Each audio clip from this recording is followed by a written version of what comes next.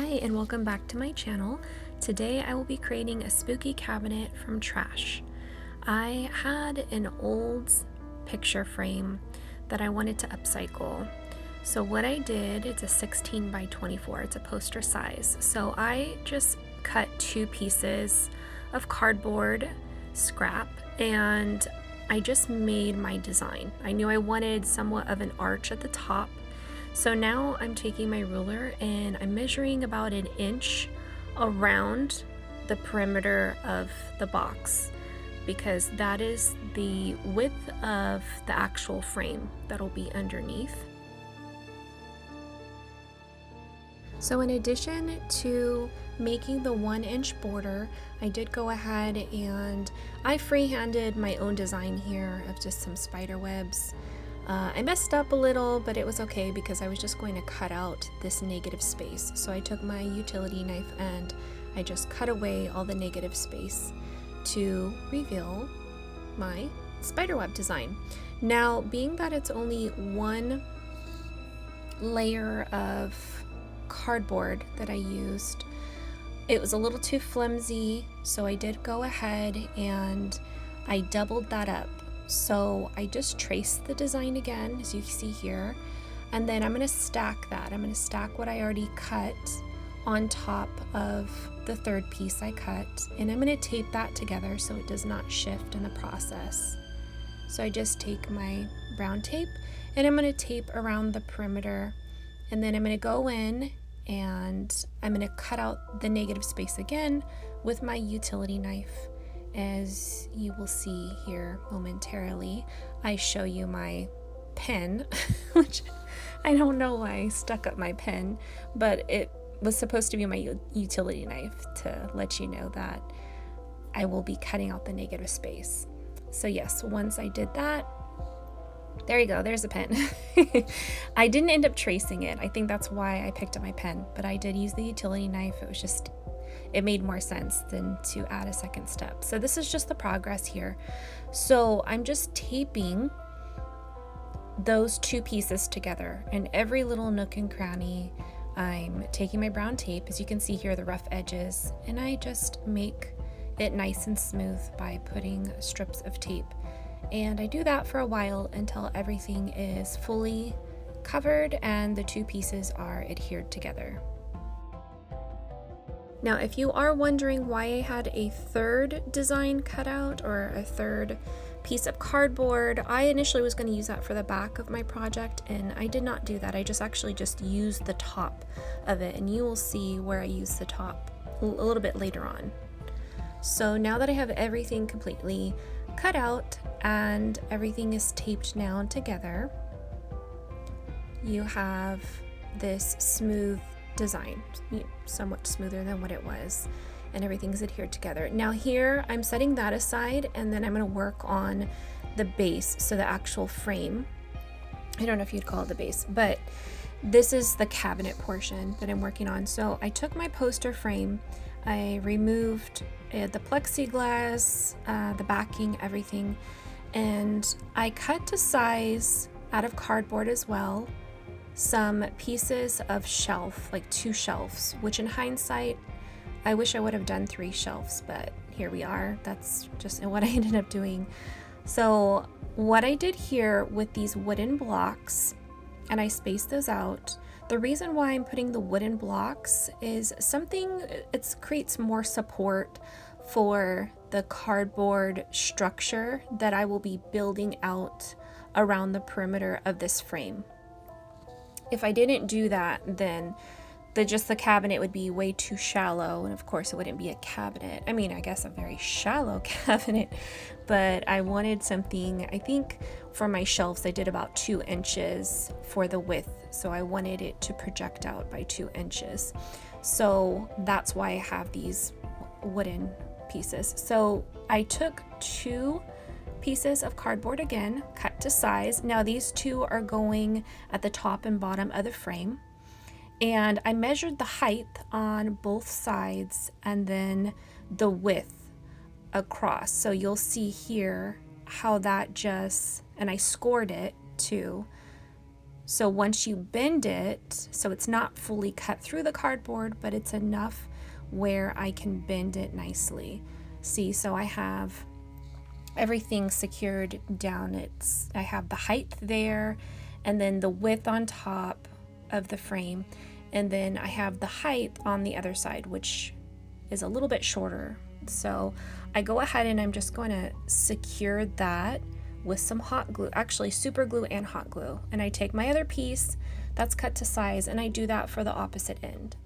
So now I have both pieces that are cut and sized, and I adhered those with hot glue and a mixture of super glue.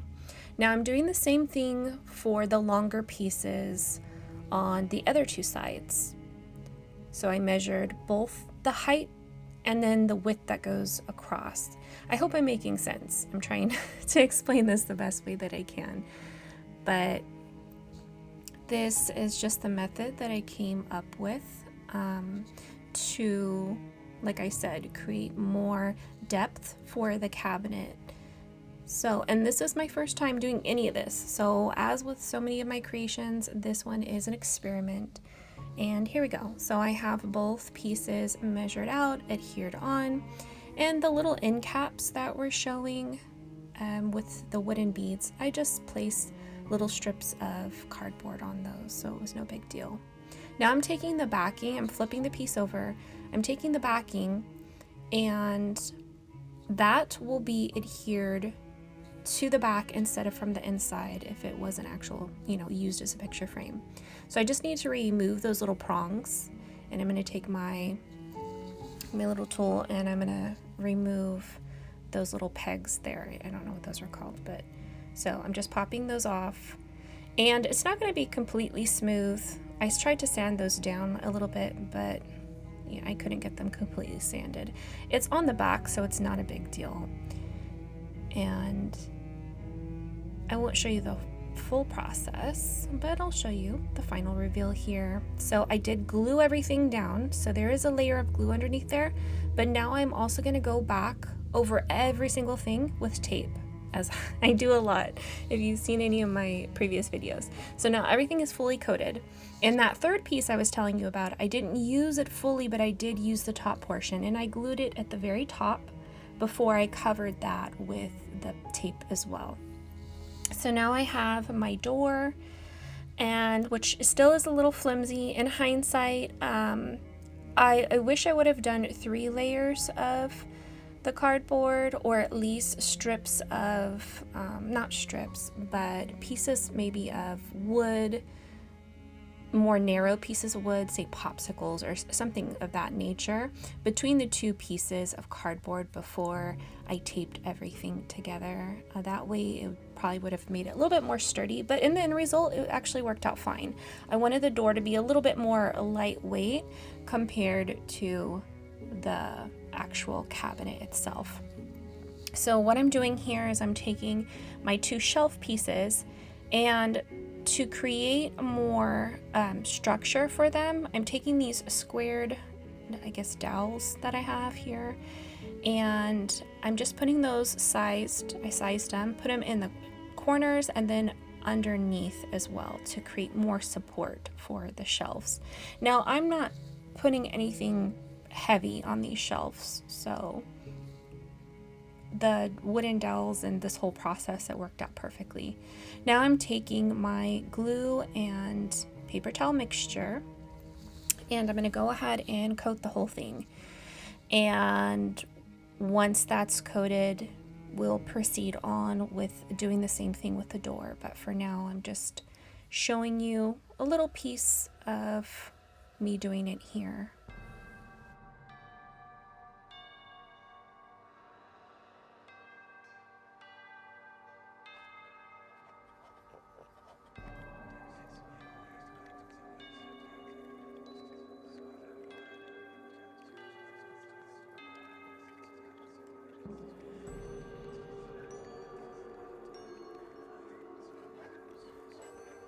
Now, I do want to make a note that I did about, probably about two or three coats of paper towel. And I just prefer to use paper towel or, tissue, toilet paper, whatever you want to call it, instead of actual paper. But you could use, people use newspaper or whatever their preference is for paper macheing. But this is just mine. And here's everything all dried. And then that's that top portion I was talking about that I cut off of the third template instead of using it on the back of this cabinet. So I'm just taking now a stir stick, I cut the ends off, and this is going to be my little web for a spider that I'm going to be attaching. So I'm going to take my spider little stencil and I'm going to cut it out and then glue the spider right here. I'm going to glue it on the cardboard. I don't know why I said spider stencil, my spider tracing. So this is going to make it easier to cut the actual spider out and create firmness for the spider so he's not flopping everywhere.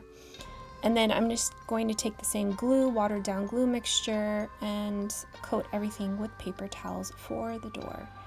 And this was probably the hardest part because trying to get into the little webbing areas, but with a lot of time, it's now done. Now I wanted my surface texture to be a little bit more smoothed out, so I, of course, made up another little concoction here. I don't know if anyone else has made anything like this, but I figured, hey, let's just mix these items together and see what it does. But I just did white glue, a little bit of water, and then flour, and just created this paste, this thick paste. And I'm just coating everything to give it a smoother texture. Now, it's not going to be entirely just smoothed out, which is fine. I didn't want that, but I did want it to be a little bit more smooth than what I did have it. So now that everything is dry, I am going to take my little tool with my sanding bit at the end, and I'm going to get into all the crevices here where either the paper is sticking up a little bit or the edges are just a little bit rougher, and I'm just going into all these little nooks and crannies and sanding those parts down. Once everything is sanded, I just take it outside. I gave it some coats of spray paint. And now I'm going in and I'm going to do more of a dry brushing technique to the edges and corners, and even a little bit on the surface of a black. I just want to deepen the grooves and the edges, make it look a little bit more worn or aged. And so that's what I'm doing. This took a little bit too. As you can see, there's so many little crevices with all the webbing design. So that's just what I did, the technique I did all over the piece.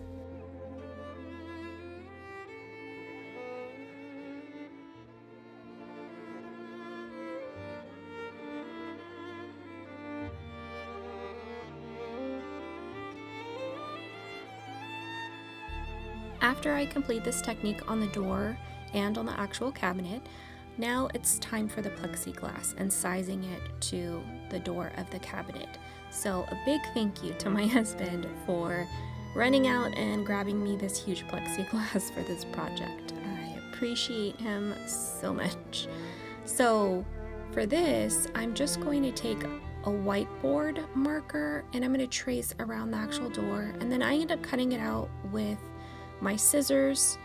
You can use an X-Acto knife if you are trying something like this. I guess it depends on your plexiglass. I found the scissors, they didn't crack the glass, too much around the edges, but so it worked out fine. Now these are the hinges that I purchased and the knob, but I did spray paint everything to my liking, so everything did match and looked cohesive. So now what I'm doing is I'm measuring, and then I will place these hinges that are going to be adhered to the door over the plexiglass, and I'm going to trace around those and cut those pieces out with an X-Acto knife just so I can adhere the hinges to the actual door and not the plexiglass, if that makes any sense. Now, the reason why I'm doing that is because I'm not using screws. It's just too shallow of, you know, the width of the cardboard. It just doesn't work. So that's why I am choosing to do this method.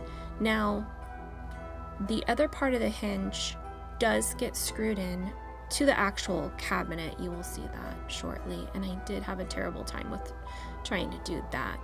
But since I don't have anything really for those screws to grab onto for the border of the cabinet, they screwed in well, actually, and one of them did end up screwing into one of my wooden pegs.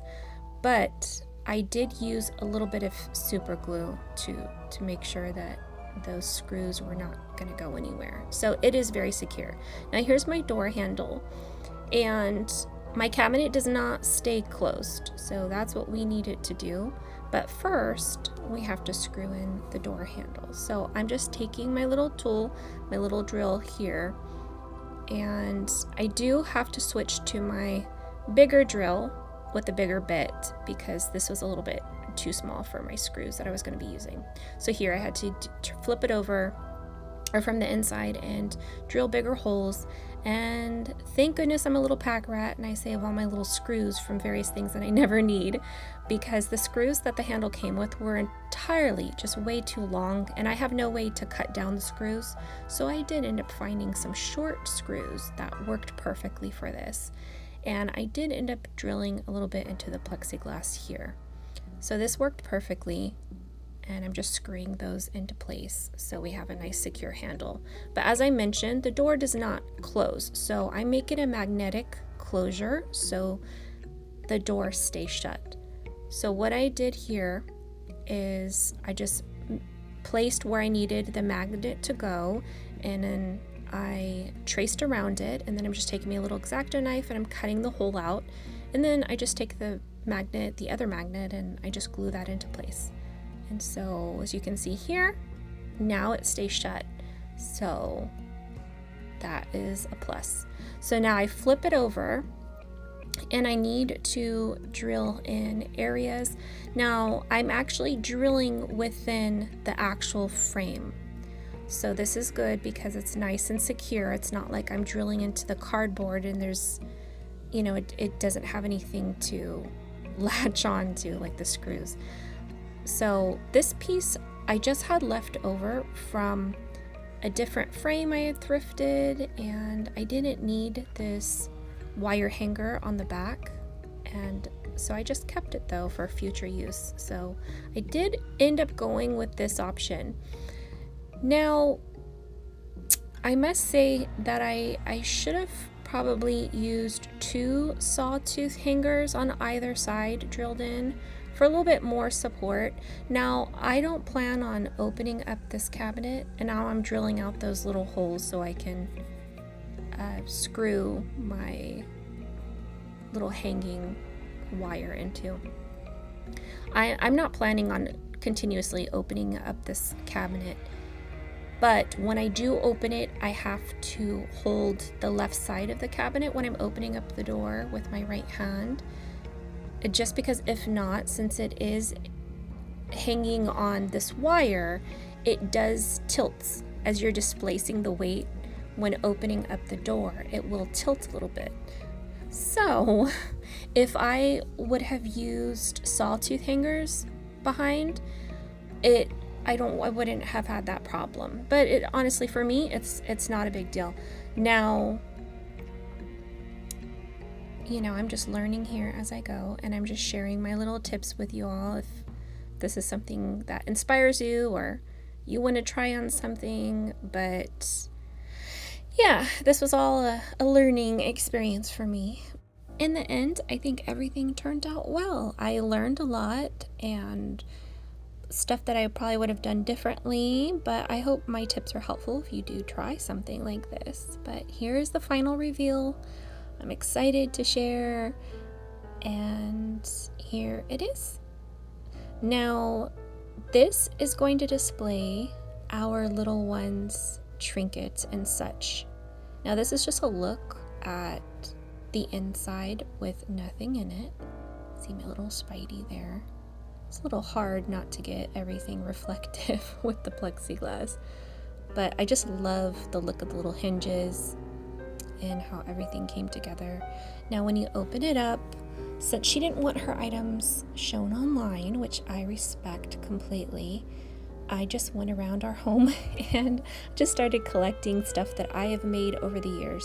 So if you're new to my channel, I'm so happy to have you here and watching. If you've made it this long in this long video for me, I think this is my longest video, but I love creating little ghosties and everything whimsical. Not everything I create are ghosts, but I do really love creating little ghosts and tiny miniature scenes and such. But these are just a handful of what I've kept and created. But I hope you guys enjoyed it. And I hope, if anything, it was entertaining maybe, or gave you some inspiration to do your own projects or whatnot. But guys, thanks for watching, and I will be back hopefully soon with more. Bye-bye.